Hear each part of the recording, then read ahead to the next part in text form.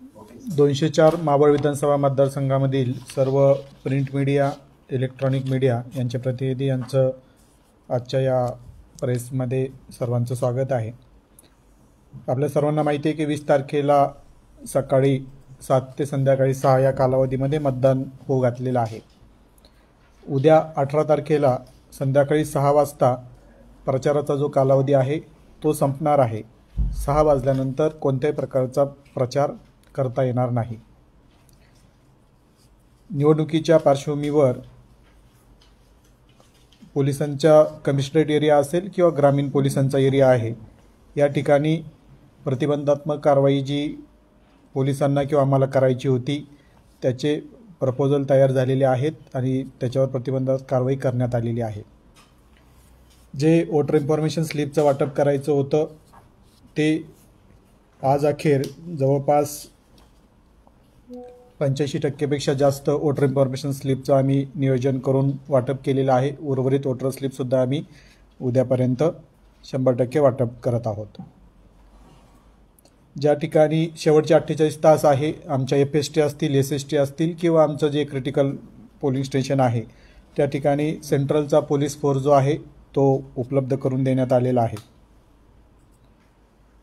तसंच ज्या आचारसंहितेच्या अनुषंगाने काही तक्रारी प्राप्त झालेल्या होत्या त्याच्यावर ज्या उमेदवाराच्या विरोधामध्ये तक्रारी प्राप्त झालेल्या होत्या त्याच्यावर आपण आत्तापर्यंत जी आचारसंहितेने ठरवून दिलेली कार्यवाही आहे, मग गुन्हा दाखल करणे असेल किंवा काही ठिकाणी बॅनर पोस्टर्स काढून टाकणे असतील, त्याची कार्यवाही आमच्याकडून करण्यात आलेली आहे। मतदानाच्या दिवशी सुट्टीचा दिवस आहे। आदल्या दिवशी सर्व शाळांना दुपारी 12 पासून संबंधित जे मतदान केंद्र आहे ते उपलब्ध करून देण्याबाबत ऑलरेडी सूचना देण्यात आलेल्या आहे। प्रिंट मीडिया आणि जे यूट्यूब चॅनल असतील किंवा इलेक्ट्रॉनिक मीडिया असेल यांच्या बाबतीमध्ये काही सूचना आयोगाच्या आहेत।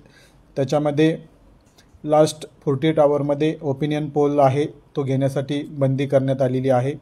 तसंच एक्झिट पोल जो आहे, एक्झिट पोलसुद्धा घेण्यासाठी आयोगाकडून कालावधी ठरवून दिलेला आहे, तदनंतरच आपल्याला एक्झिट पोल करता येणार आहे। तसेच मतदानाच्या दिवशी कोणत्याही प्रिंट मीडियावर जर ॲडव्हर्टाईज करायची असेल तर त्याला बंदी घालण्यात आलेली आहे। याची सर्व मीडिया प्रतिनिधी जे आहेत त्यांनी नोंद घेणं आवश्यक आहे। मतदारसंघामध्ये इतर ज्या कंप्लेंट आमच्याकडे प्राप्त झालेल्या आहेत त्या पोलिसांकडे पाठवून किंवा त्याच्यावर नियमानुसार योग्य ते नोटीस इश्यू करण्याचं काम आमच्या लेवलला चालू करण्यात आलेलं आहे। सोशल मीडियाच्या बाबतीमध्ये आणखी एकदा परत थोडंसं ज्या तक्रारी प्राप्त होतात त्या अनुषंगाने काही गोष्टी क्लिअर करणं आवश्यक आहे। निवडणूक आयोगाच्या मार्गदर्शक सूचनानुसार सोशल मीडिया हा जो विषय आहे तो इलेक्ट्रॉनिक माध्यमाच्या कक्षेमध्ये येतो। त्याच्यामुळे उमेदवार किंवा त्यांच्या राजकीय पक्षाकडून जर सोशल मीडियावर काही पोस्ट टाकल्या गेल्या तर त्या आचारसंहितेचा भंग म्हणून गृहीत धरले जाणार आहेत। तसंच शेवटच्या 48 तासामध्ये कोणत्याही माहितीचं इलेक्ट्रॉनिक मीडियाद्वारे प्रसारण करणं हे बॅन आहे। त्याच्यामुळे सर्व संबंधित प्रतिनिधी जे आहेत त्यांनी त्याची दखल घेणं आवश्यक आहे। लोकप्रतिनिधित्व अधिनियम 1951च्या 126(1) नुसार मतदान संपण्याच्या वेळेपूर्वी शेवटच्या 48 तासामध्ये कोणत्याही व्यक्तीला ध्वनी चित्रमुद्रण असेल, दूरचित्रवाणी असेल किंवा इतर कोणत्याही प्रकारे निवडणूक विषयीचं प्रसारण करणं हे कायद्याने बंधनकारक आहे। किंवा निवडणुकीच्या निकालावर प्रभाव टाकण्यासाठी किंवा परिणाम करण्यासाठी हेतुपुरस्सर किंवा जाणीवपूर्वक जर काही पोस्ट करत असेल तर त्या व्यक्तीच्या विरोधामध्ये कार्यवाही होऊ शकते। त्याच्यासाठी किमान 2 वर्षाची शिक्षा किंवा दंड किंवा दोन्ही शिक्षा होऊ शकतात। तसंच काही व्यक्तींकडून फेसबुक, इंस्टाग्राम किंवा पूर्वीचं ट्विटर ज्याला आपण X म्हणतो इत्यादी सोशल मीडियाच्या प्लॅटफॉर्मद्वारे काही पोस्ट टाकल्या जातात। त्याच्या बाबतीतसुद्धा जर काही आक्षेपार्ह असतील तर आम्ही नोटीस इश्यू करण्याची कार्यवाही आता करत आहोत।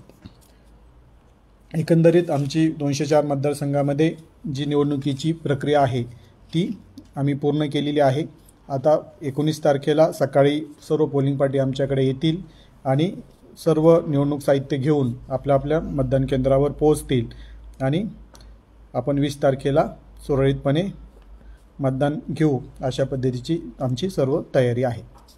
साहित्य वाटपचं टायमिंग काय सांगता? साहित्य वाटप आम्ही पोलिंग पार्टीला सकाळी 8 वाजल्यापासून बोलवलेलं आहे. आमची अपेक्षा आहे की साधारणतः 11 वाजेपर्यंत सर्व पोलिंग पार्टी साहित्य घेऊन 12 वाजेपर्यंत मतदान केंद्रावर पोहोचतील अशा पद्धतीचं नियोजन आहे. त्यासाठी आम्ही सकाळी 7 वाजल्यापासून स्ट्रॉंग रूम जो आहे तो उघडणार आहे, सर्व तयारी करणार आहोत आणि 8 वाजल्यापासून जशा पार्टी फॉर्म होतील तशा पद्धतीने साहित्य वाटप करून आम्ही पोलिंग पार्टीला रवाना करणार आहोत. सर, यामध्ये एकूण किती मतदान केंद्र आहेत आणि संवेदनशील वगैरे असे काही मतदान? आपल्याकडे 402 मतदान केंद्र आहेत. त्याच्यामध्ये एक जे आहे ते क्रिटिकल पोलिंग स्टेशन आहे. त्या ठिकाणी वेबकास्टिंग आणि सेंट्रल आर्म पोलीस फोर्सचं डिप्लॉयमेंटची व्यवस्था करण्यात आलेली आहे. वडिवळे 95 वडिवळे म्हणून मतदान केंद्र आहे, तेवढं एकच आहे. एकंदरीत किती मतदान आहे सर, आणि स्त्री पुरुष वगैरे किती? एकूण जे आहे 3,86,000 एवढं मतदान आहे. स्त्री पुरुषची आकडेवारी आपल्याला देतो. टोटल एक्झॅक्टली 3,86,000 मतदार आहे. आणि जे सर्व्हिस वोटर जे आहे त्याची संख्या आपल्याकडे 129 आहे. त्यासाठी इलेक्ट्रॉनिकली आपण PB जे आहेत ते ट्रान्समिट केलेले आहेत, ते आपल्याकडे येण्यास सुरुवात झालेली आहे. तसंच पोस्टल बॅलेटचं जे वोटिंग आहे ते 13 तारखेपासून सुरू करण्यात आलेलं आहे आणि त्याची प्रक्रिया सध्या प्रगतीपथावर आहे. किती अधिकारी आणि कर्मचारी असणार आहेत जे मतदानाचं काम? प्रत्येक मतदान केंद्रावर एक मतदान केंद्राध्यक्ष आणि 3 जे पोलिंग मतदान अधिकारी आहेत त्यांची नियुक्ती आहे. तसंच 1200पेक्षा जास्त ज्या ठिकाणी मतदार आहे त्या ठिकाणी एक अतिरिक्त मतदान अधिकारी आम्ही नियुक्त केलेला आहे. सर्व पोलीस शिपाई वगैरे सगळा स्टाफ धरून 2,500 अधिकारी कर्मचारीची नियुक्ती करण्यात आलेली आहे. असं कुठलं मतदान केंद्र आहे का ज्या ठिकाणी साहित्य गोळीच्या साह्याने घेऊन जाणार आहात किंवा दळणवळणाची सोय नसणार? असं कोणतंही मतदान केंद्र आपल्याकडे नाही. सर्व ठिकाणी आपल्याला जे काही ठिकाणी रोड छोटे आहेत म्हणून आपण छोट्या गाड्या, जीप असतील किंवा मिनी बस असतील किंवा बसेस असतील त्याच्याद्वारेच आपली पूर्ण साहित्याची वाहतूक होणार आहे. सर, लोकसभेच्या वेळेला विविध युथ असेल किंवा स्त्री असेल असे काही पोलिंग स्टेशन्स आपण तयार केलेले होते. यावेळेला असं काही पुन्हा एकदा नवीन काही आपण आपल्या मतदारसंघामध्ये एका ठिकाणी दिव्यांगासाठी स्पेशल आपण बूथ उभारत आहोत. एका ठिकाणी युनिक मतदान केंद्र आहे ते करत आहोत. एका ठिकाणी महिलासाठी पिंक पोलिंग स्टेशन असेल ते आपण करत आहोत. एका ठिकाणी मॉडेल आहे. अशा पद्धतीचे एक स्पेशल जे आहेत ते प्रत्येक प्रकाराचं एक पोलिंग स्टेशन आपण उभारत आहोत. सर, आचारसंहिता भंग झाल्यासंदर्भात एकूण किती तक्रारी आहेत? आचारसंहितेच्या बाबतीमध्ये लेट आवरच्या बाबतीमध्ये एक तक्रार प्राप्त झालेली होती, त्याच्यावर आपण गुन्हा दाखल केलेला होता.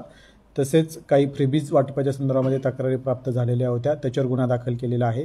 तसंच काही जे बॅनर पोस्टरच्या बाबतीमध्ये तक्रारी प्राप्त झाल्या होत्या विना परवाना, त्याच्यावर पण आपण काल गुन्हा दाखल करण्यात आलेला आहे. उद्या किती वाजता प्रचार थांबवणार? उद्या संध्याकाळी 6 वाजता प्रचाराचा कालावधी संपणार आहे. 6 वाजल्यानंतर जे बॅनर पोस्टर्स आहेत ते काढून घेण्याबाबत सर्व संबंधित यंत्रणेंना कळवण्यात आलेलं आहे. मीडियाला पण उद्या 6 वाजूनच उद्या 6 पासून आहे. मतदारसंघातली परिस्थिती जर पाहिली आताची, दहशतीचं वातावरण थोडंसं दिसतंय, त्यामुळे मताचा टक्का घटण्याची शक्यता व्यक्त होती. त्या दृष्टीने आपण टक्का वाढण्याच्या दृष्टीने काही आपण त्याच्यासाठी विशेष म्हणजे सेंट्रल आर्म पोलीस फोर्स पाचारण केलेलं आहे. उद्या काही ठिकाणी त्याच्या बाबतीमध्ये रूट मार्च करण्यात येईल. ज्या ठिकाणी पोलिसांकडे काही माहिती आहे त्या ठिकाणी रूट मार्च करण्यात येईल. तसंच ज्या प्रिव्हेंटिव्ह ॲक्शन आहेत म्हणजे कमिस्ट्रेट एरियामधल्या असतील किंवा ग्रामीण भागातल्या असतील त्याच्यावर प्रिव्हेंटिव्ह ॲक्शन आज आणि उद्या घेण्यात येणार आहेत. सर, मतदारांना काय आवाहन करणार? मतदारांना आव्हान एक आहे की 20 तारखेला सकाळी 7 ते 6 या कालावधीमध्ये मतदान आहे. आपल्याकडे ई-पिक कार्ड किंवा इतर आपल्याकडे 12 पुराव्यापैकी आधार कार्ड किंवा इतर काही पुरावे असतील ते घेऊन आपण मतदान केंद्रावर जावं. तसेच मतदान केंद्रावर जात असताना आपला मोबाईल घरी ठेवून जावं, जेणेकरून मतदान केंद्रावर मोबाईल कुठं ठेवायचा हा प्रश्न आपला निर्माण होणार नाही. मोबाईल आपल्या मतदान केंद्रावर अलाउड नाही आहे. जास्तीत जास्त लोकांनी बाहेर पडावं आणि मतदान करावं. कोणत्या प्रकारचं दहशतीचं वातावरण राहणार नाही त्यासाठी आमची सर्व यंत्रणा जी आहे त्याच्यावर काम करत आहे. त्याच्यामुळे आपण निर्भयपणे बाहेर पडावं आणि मतदान करावं असं सर्व मतदारांना आव्हान आहे.